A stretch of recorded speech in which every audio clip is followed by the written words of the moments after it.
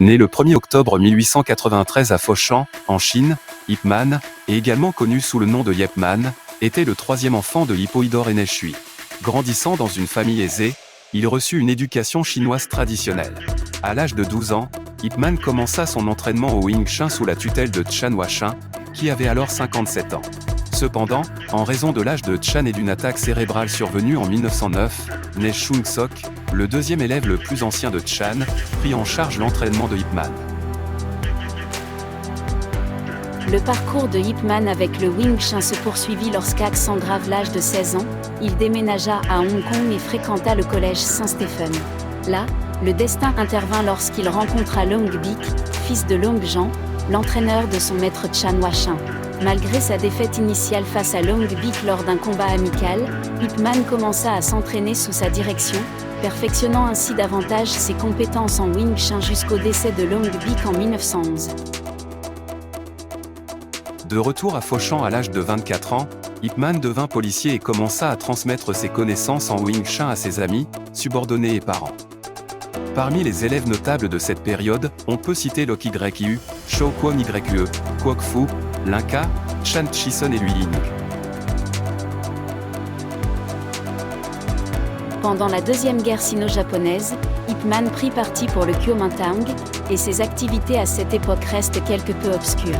Des rumeurs disent qu'il aurait rejoint le Bureau central d'investigation et de statistique en tant qu'agent de renseignement sous couverture. Après la guerre, il devint capitaine des patrouilles de police de Foshan. Cependant, avec la victoire du Parti communiste chinois dans la guerre civile chinoise, Ip Man, membre du Kuomintang, décida de quitter Foshan.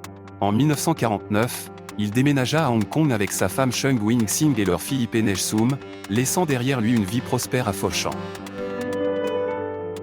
À son arrivée à Hong Kong, Ip Man fit face au chômage et à des difficultés financières. Malgré son expérience dans la police, il ne rejoignit pas la force de police de Hong Kong. Au lieu de cela, il trouva un emploi dans un restaurant par l'intermédiaire de l'Association des travailleurs de restaurants de Hong Kong, dissimulant son expertise en arts martiaux. Malheureusement, Ip Man lutta contre la toxicomanie à l'opium pendant cette période, ce qui aggrava encore ses difficultés. Pour surmonter ces difficultés financières, Ip Man prit une mesure révolutionnaire dans la communauté du Wing Chun. Au début des années 1950, il commença à enseigner le Wing Chun publiquement, rompant avec la tradition d'une instruction exclusive et fermée. Enseignant initialement à l'Union des travailleurs de restaurants, il ouvrit plus tard sa propre école à Yomate, Kowloon en 1952. Cela marqua le début de l'enseignement public du Wing Chun.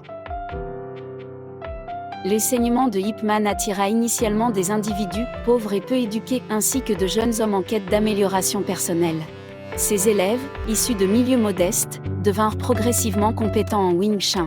En 1967, Ip Man et certains de ses élèves fondèrent l'Association athlétique de Wing Chun de Hong Kong, marquant une étape importante dans l'histoire du Wing Chun. L'impact de Ip Man sur le monde des arts martiaux est incommensurable. Son héritage pédagogique inclut des étudiants notables tels que Chu Shong-tin, Lok Yu, Wong Shan-leung, Bruce Lee, Moy Yat, Oh Kam-ming, Victor Kang, Lo Man Kam, William Cheung et Leung Ting. Ces personnes ont joué des rôles cruciaux dans la diffusion du Wing Chun à l'échelle mondiale. Ip Man a rédigé une histoire du Wing Chun, et des artefacts de sa vie sont exposés au musée Ip Man sur les terrains du temple ancestral de Foshan.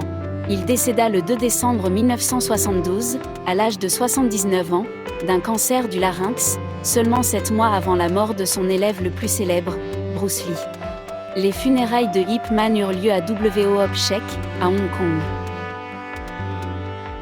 L'histoire véritable de Ip Man va au-delà des représentations cinématographiques, mettant en lumière un homme de résilience, d'adaptabilité et d'un engagement profond à préserver et à diffuser l'art du Wing Chun.